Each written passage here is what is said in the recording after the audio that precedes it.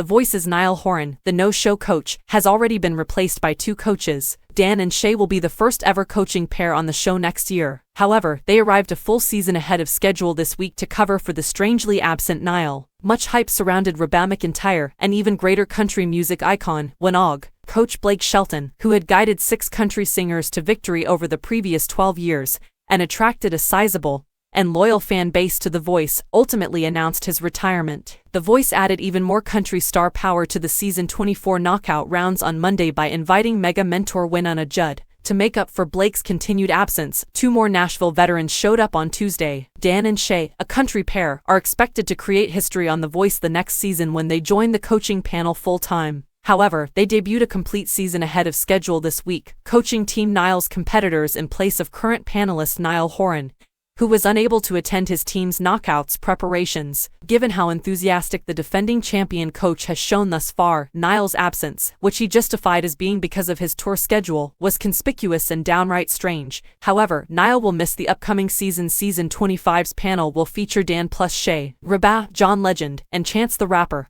who is returning as a season 23 coach, so he explained to Dan and Shay over FaceTime that this week's mentoring sessions would be good practice for them. And Shay Mooney and Dan Smyers were already right at home. Following the impressive performance of Team Niall's first 3 knockout contenders, John really said, Dan plus Shay are coaching the hell out of these artists. Niall may lose his job indefinitely if he decides to rejoin The Voice following his season 25 break. However, prior to discussing Team Niall's Dan plus Shay coached results, when we last left the show on Monday, Kaylee Shimizu had just defeated Mara Justine of Team Legend in a fiercely fought 3-way knockout. Despite masterfully performing a really difficult song, Mariah Carey's rendition of Badfinger, Harry Nilsson's Without You, the episode ended on a cliffhanger, with Mara deciding between the 2 coaches, but she was still in the running because both Gwen Stefani and Niall had raced to take her. Mara was probably going to go with Gwen since she had made a stronger, more persuasive sales argument. Still, nope. Unexpectedly, Mara decided on Niall instead.